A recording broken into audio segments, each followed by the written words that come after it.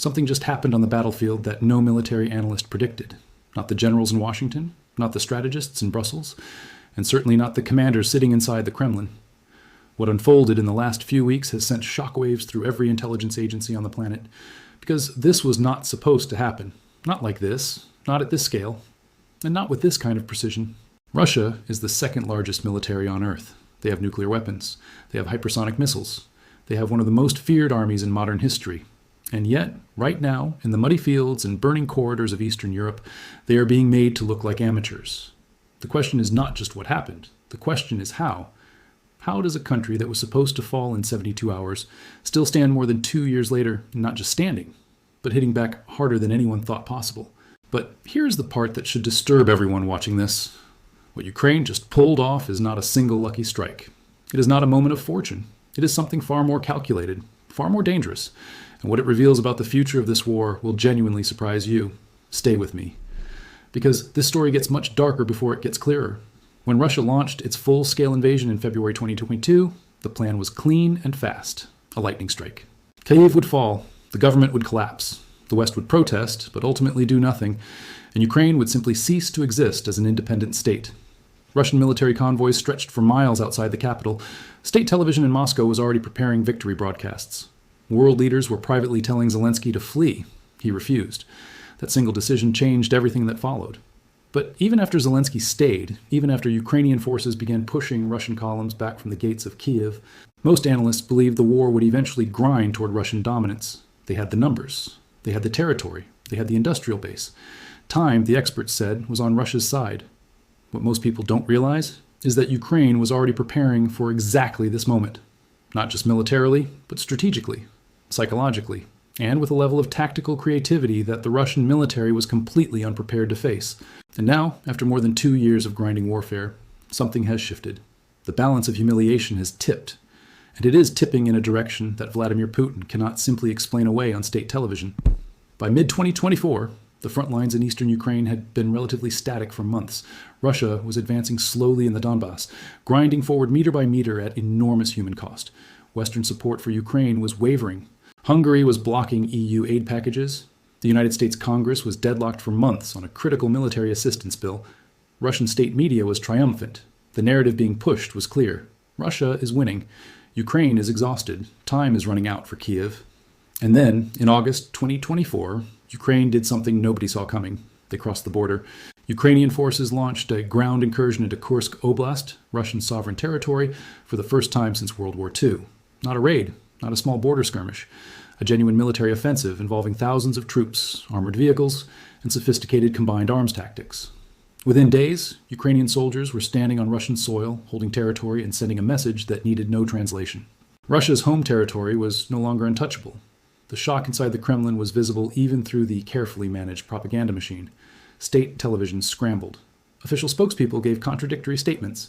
Putin's initial public response was muted and delayed, which, for someone who projects dominance as his core political identity, was itself a devastating signal. But this is where things take a serious turn. Because the Kursk incursion was not just a symbolic gesture, it was a carefully designed strategic trap. And Russia walked right into it. Ukraine forced Moscow into an impossible choice. Either pull troops from the front lines in the Donbass to defend Russian territory, weakening their grinding offensive in the east, or allow foreign forces to hold Russian land, which is politically catastrophic for a leader who built his entire justification for this war on protecting Russian people and Russian territory. There was no clean answer. Every option came with a severe cost. Russia chose to try to do both. They rushed reserves toward Kursk. They brought in North Korean soldiers, a detail that itself shattered the carefully constructed Russian narrative that this was simply a special military operation going according to plan. And they tried to maintain pressure in the Donbass simultaneously. The result was predictable: stretched thin, moving fast, and suddenly exposed. What happened next changed everything. Ukrainian intelligence had spent months mapping Russian logistics in this region: supply lines, command posts, ammunition depots, communication hubs, every node of the Russian military machine that needed to function to keep troops supplied and coordinated. And with the chaos of the Kursk response creating movement and unpredictability, Ukrainian forces began executing a series of strikes that were precise to a degree that defied explanation. One by one, command and control centers that Russian forces had used for months began to disappear, not just damaged, obliterated. The level of accuracy was so high, that military observers began asking a question that cut to the heart of this entire war. How does Ukraine know exactly where these things are? The answer is uncomfortable for Moscow. NATO intelligence sharing had reached a level of integration that Russia completely underestimated. Real-time satellite imagery, signal intelligence intercepts, the full weight of Western surveillance infrastructure feeding targeting data to Ukrainian operators, trained to use it with devastating effect. Russia was not fighting Ukraine alone. Russia was, in practical terms, fighting the combined intelligence apparatus of the most sophisticated military alliance in human history. And they were losing. But the humiliation did not stop there, because Ukraine had another card to play. And when they played it, it generated images that ran on every news broadcast on the planet, deep strike operations. For months, Ukraine had been pressing its Western partners for permission to use long-range weapons to hit targets inside Russia itself. The United States, Germany, and the United Kingdom had been cautious, worried about escalation, worried about provoking a nuclear response, worried about crossing invisible red lines that Putin had drawn and redrawn throughout the conflict. Slowly, quietly, those restrictions began to loosen. First came permission to strike targets in border regions. Then the definitions of legitimate targets expanded. Then Western governments began acknowledging that Ukraine had the right to hit military assets on Russian soil being used to attack Ukrainian territory. The floodgates did not open all at once, but they opened. Oil refineries that feed the Russian military machine erupted in flames. Airfields deep inside Russia that had been used to launch missile strikes on Ukrainian cities were hit with precision that should have been impossible given the distances involved. Military warehouses, fuel storage facilities, ammunition dumps, and radar installations that Russia had considered safely out of reach proved to be anything but. The footage was extraordinary. Fires burning at facilities that Russian state television had never acknowledged existed. Smoke rising over cities that had never heard an air raid siren. Russian civilians in regions hundreds of kilometers from the front, watching burning skies and asking questions their government could not answer honestly. What most people don't realize is just how psychologically devastating this was inside Russia itself. For 2.5 years, the Russian government had worked extraordinarily hard to insulate the Russian public from the reality of this war. The word war itself was banned. It was a special military operation, something happening far away. Not the daily reality of ordinary Russian life, but now the war was coming home. Not in the form of casualty numbers that state media could suppress, in the form of fire, visible, undeniable, burning on the horizon of Russian cities that had been told they were safe. The Kremlin's information control machine, which had been extraordinarily effective at managing domestic perception, suddenly had to explain things it had no good explanation for. So it did what authoritarian information systems always do when reality becomes impossible to deny. It changed the subject. It blamed the West. It promised retaliation that was either vague in specifics or, when specific, failed to materialize with the promised magnitude. Meanwhile, on the actual battlefield, the situation for Russia was getting worse. The Kursk incursion had created a secondary effect that Ukraine's planners anticipated, but outside observers underestimated. It had become a propaganda problem so severe that it was affecting morale and recruitment in ways difficult to quantify, but impossible to ignore. Russian state bloggers with millions of followers, who began as enthusiastic supporters of the war, were openly criticizing military leadership, logistics failures, and the embarrassment of Ukrainian soldiers holding ground in Kursk for weeks and then months. When your most fervent supporters are publicly questioning your competence, something fundamental is broken. But here is the detail that most coverage missed completely, and it is perhaps the most important strategic development of this entire phase of the war. Ukraine was not trying to hold Kursk forever. The objective was never permanent territorial conquest. The objective was something more subtle, more damaging, and more enduring. The objective was to break the story. For 2 years, Russia had controlled the dominant narrative of this conflict.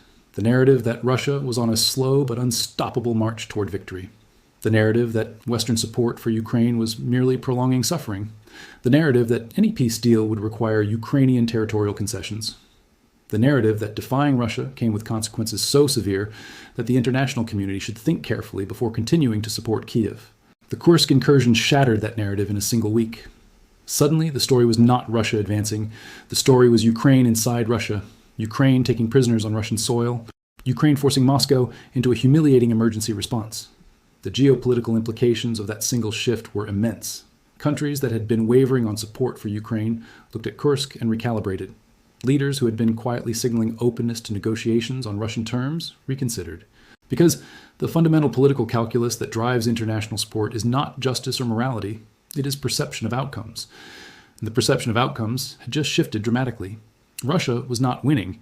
Russia was fighting to hold its own territory while simultaneously trying to advance in someone else's. That is not what a superior military power looks like. Now, let's talk about the specific moments of humiliation that have defined this period, because some of what has happened is so remarkable that even war-hardened military analysts have described it in terms usually reserved for historical turning points: the Black Sea.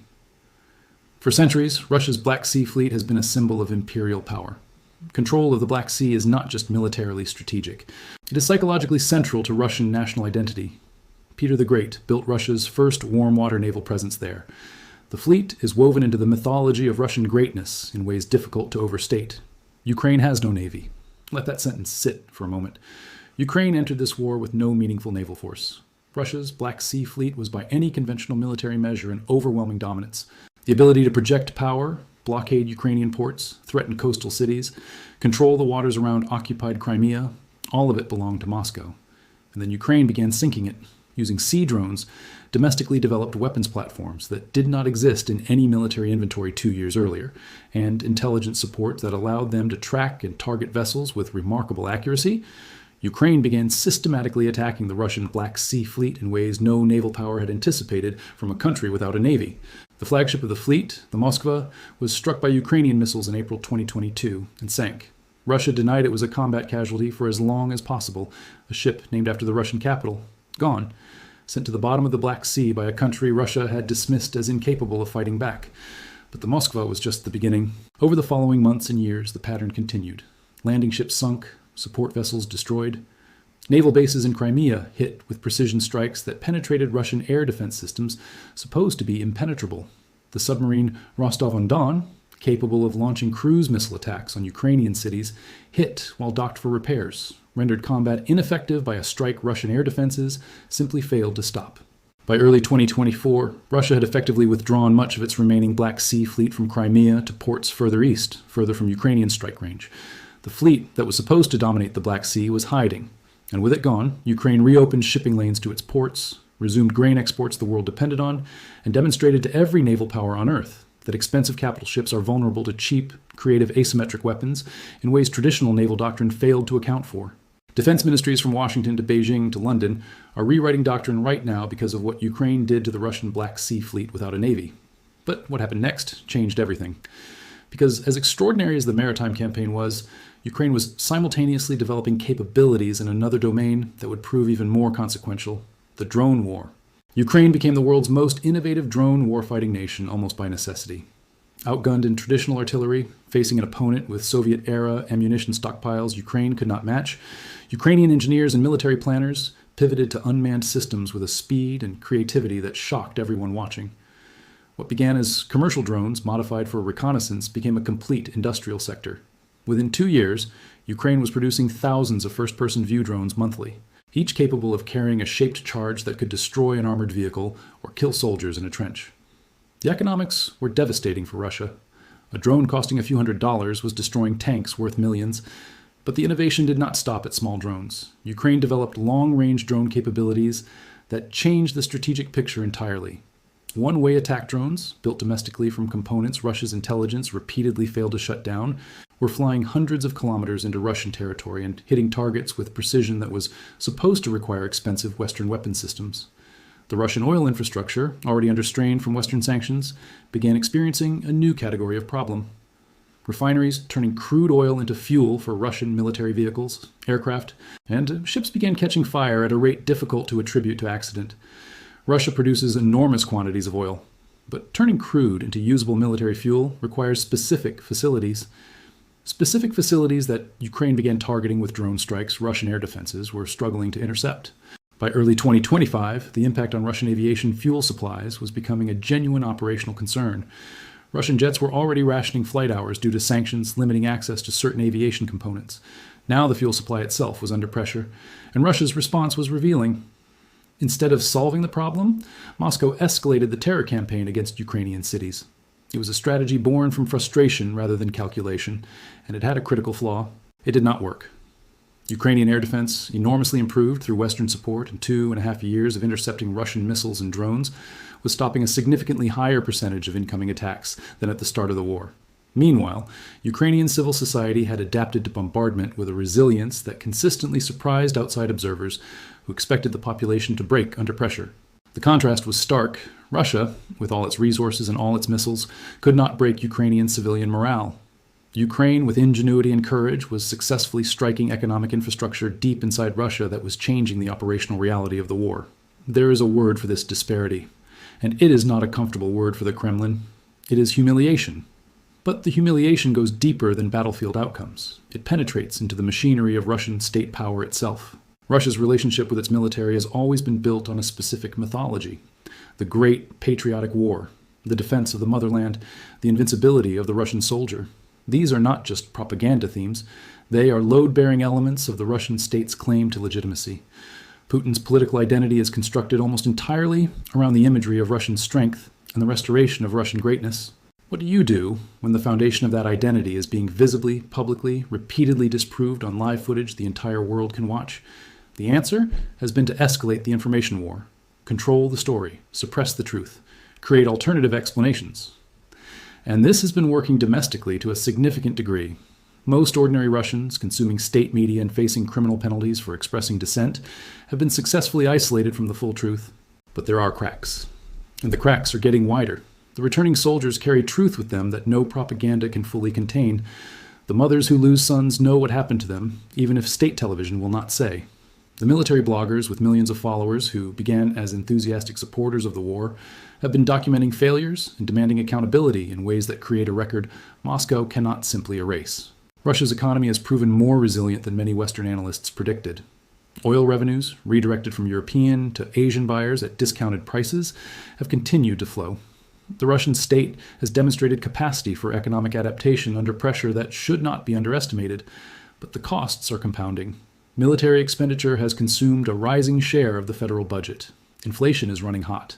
The labor market is distorted by both military mobilization, drawing workers from the civilian economy, and emigration of educated professionals who left rather than be drafted.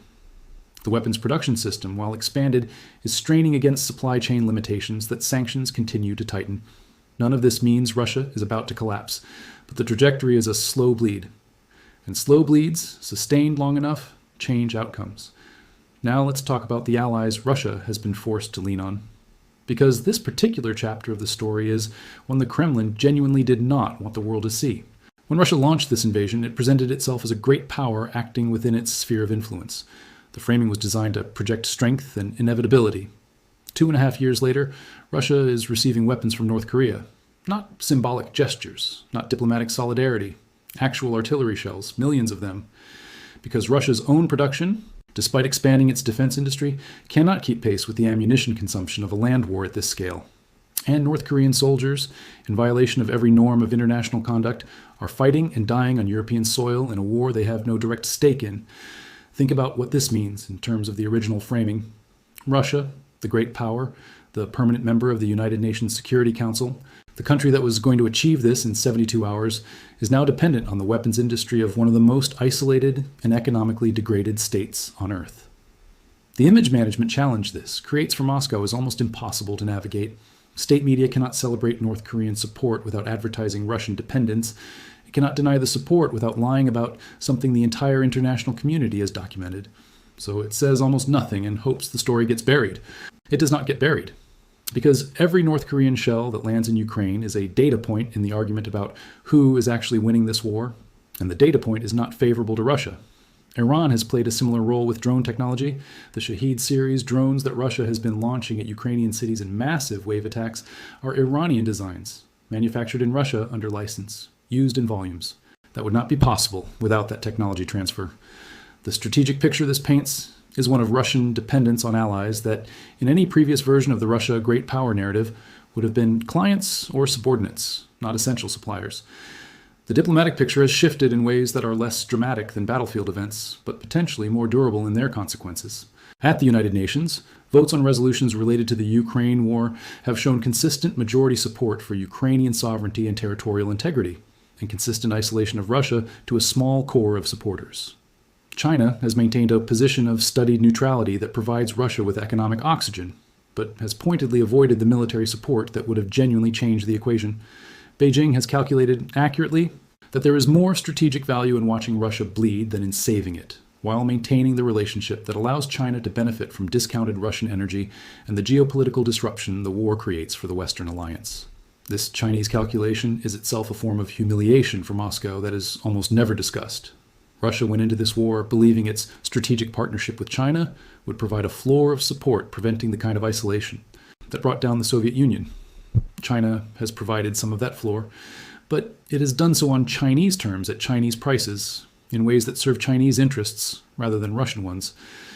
The partnership Putin cultivated for years as a counterweight to Western pressure has turned out to be a relationship in which Russia has become increasingly the junior partner, dependent on Chinese manufacturing, Chinese markets, and Chinese diplomatic cover. For a leader who has spent his career projecting strength and demanding respect on the world stage, that dependency is its own quiet humiliation.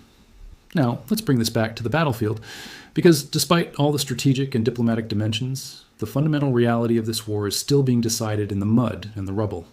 The frontline picture shows a war that continues to be extraordinarily costly for both sides, but in which the initiative has been more dynamic than at any previous stage. Ukraine's capacity to strike deep into Russian territory has fundamentally altered the risk calculus for Russian military planners. No logistics hub, no command installation, no fuel depot, no airfield can now be considered beyond reach. This changes behavior. Russian forces have had to disperse, harden facilities, change patterns of operation in ways that reduce efficiency and increase the logistical burden of sustaining operations.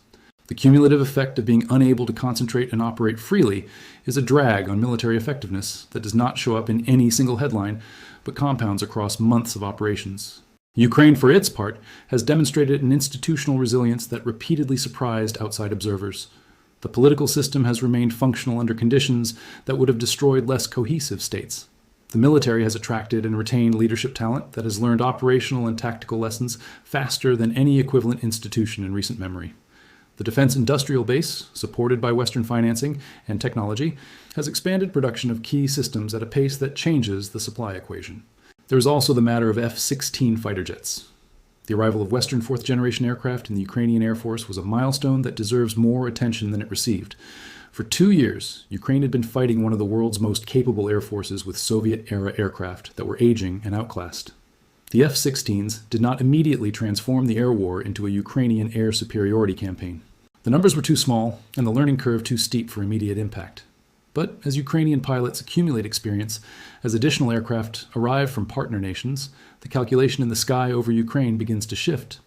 But here is what most commentary on the F-16 deliveries missed entirely. The aircraft themselves were almost secondary to what their arrival signaled, because the decision to provide F-16s was the outcome of a years-long internal debate that had consistently concluded such a step was too escalatory and too provocative. Every decision point in Western support had been preceded by exactly that debate. Stinger missiles, then HIMARS, then tanks, then long-range missiles, then F-16s. Each time the escalation fear was raised. Each time, after extended deliberation, the decision was made to proceed. And each time, the feared Russian escalation response never materialized at the level Russia's implicit threats had suggested. What this revealed about Russian deterrence was perhaps the most strategically important lesson of the entire conflict. Russia's nuclear signaling, while real and never to be taken lightly, was also being used as a tool of coercion to prevent Western support for Ukraine. And that coercion was losing effectiveness with each round of Western decisions to escalate support anyway. Russia's greatest deterrent card has been played so many times that it has lost some of its stopping power. And that is a significant shift in the geopolitical equation. Now let's talk about what all of this means for the story Russia has been trying to tell the world. Because Russia's relationship with its own mythology is at the center of everything happening right now. Putin's political identity is not built on economic performance or democratic legitimacy. It is built on the idea of Russia restored, Russia respected, Russia feared. 3 decades of political dominance premised on the claim that he ended Russia's post-Soviet weakness and returned it to greatness. What do you do when that claim is being systematically dismantled in front of a global audience? You cannot win back invincibility once it has been lost. You can threaten, you can escalate, you can launch more missiles at civilian targets, but none of that rebuilds the aura of a military machine that has been struggling for 2.5 years to defeat a neighbor it outweighed in every conventional measure. The crack in the myth is the most consequential damage this war has done to Russian power, not the sunken ships, though those matter, not the burned refineries, though those matter too. The crack in the myth. because the myth was doing work that the actual military could never do alone. The myth kept smaller neighbors compliant. The myth kept European governments cautious. The myth made the cost of defying Russia seem too high to pay. The myth was, in many ways, Russia's most powerful weapon, and Ukraine has been dismantling it piece by piece. Every sea drone that sends a warship to the bottom of the Black Sea chips away at it. Every strike on a facility that Russian air defense was supposed to protect chips away at it. Every Ukrainian soldier photographed standing on Russian soil in Kursk chips away at it. Every time a red line is crossed and the promised catastrophic response does not arrive, the myth loses another layer. Countries that used to make decisions based on fear of Russian consequences are recalculating. Not because Russia has become harmless, but because the gap between what Russia threatens and what Russia can actually deliver has been revealed to be wider than anyone believed before February 2022. That recalibration is happening right now in capitals across the globe, in the Baltic states, which have dramatically accelerated defense spending, in Finland and Sweden, which abandoned decades of neutrality to join NATO, in countries across the Indo-Pacific, which are drawing lessons about great power coercion from watching what happens when a smaller nation refuses to yield. The ripple effects of what Ukraine has done extend far beyond Ukraine's borders, and far beyond this war. There is a concept in military strategy called the will to fight. It is the hardest factor to model and the most important factor in determining outcomes. Analysts can count tanks. They can count artillery pieces and ammunition stockpiles and gross domestic product. But the will to fight, the decision by ordinary people to keep going when every rational calculation says stop, is the variable that models consistently get wrong. Russia's strategic planners modeled Ukraine's will to fight incorrectly, catastrophically incorrectly. They assumed that once the shock of invasion hit, once the losses mounted, once the economy strained, once Western support wavered, the will would break. It did not break. And Russia's own will to fight, projected outward as iron certainty and historical inevitability, has itself been tested in ways Moscow did not expect. The soldiers who come home with different stories than the ones on state television, the families who know what the casualty numbers actually are, the business people navigating an economy increasingly distorted by the demands of sustaining an indefinite war, the professionals who voted with their feet and left. None of this means Russia's will has broken either. It has not. Russia is still fighting, still advancing slowly in places, still capable of sustaining this war for a considerable time. The hardest truth about this conflict is that there is no clean ending in sight. But the trajectory of humiliation is real, and it is documented, and it cannot be undone. The conclusion of this story has not been written. The fighting will continue. The costs will continue to mount on both sides. The risks, including the nuclear risk that can never be dismissed, remain present. But something has changed, something fundamental, something that the opening weeks of this war made look impossible. Russia came to erase Ukraine. It came with overwhelming force and absolute certainty. It came with a plan that assumed Ukraine would not fight and the West would not care. And it was wrong on both counts in ways that have been proven not once but repeatedly, not in one domain, but across every domain from the naval to the aerial to the ground to the informational. And deep inside the Kremlin, in the inner circles where real information rather than managed propaganda is allowed to circulate, there are people who know exactly what that means. The question now is, what happens when the gap between the story being told on state television and the reality visible to anyone with satellite imagery and open source reporting becomes too wide to paper over? When the soldiers coming home and the empty chairs at family tables and the inflation in the markets and the fires burning on the horizon of Russian cities add up to a reckoning that even the most sophisticated information control system cannot suppress. That moment has not arrived yet, but it is closer than it has ever been. And what Ukraine has proven at enormous cost is that the outcome of this war was never as inevitable as it looked in those first terrifying hours when the world watched Russian columns rolling toward a capital that was not supposed to survive the week. Sometimes the story that history tells is not the story that power assumes it is writing. Ukraine knew that. It has been proving it every single day since, and the world is watching.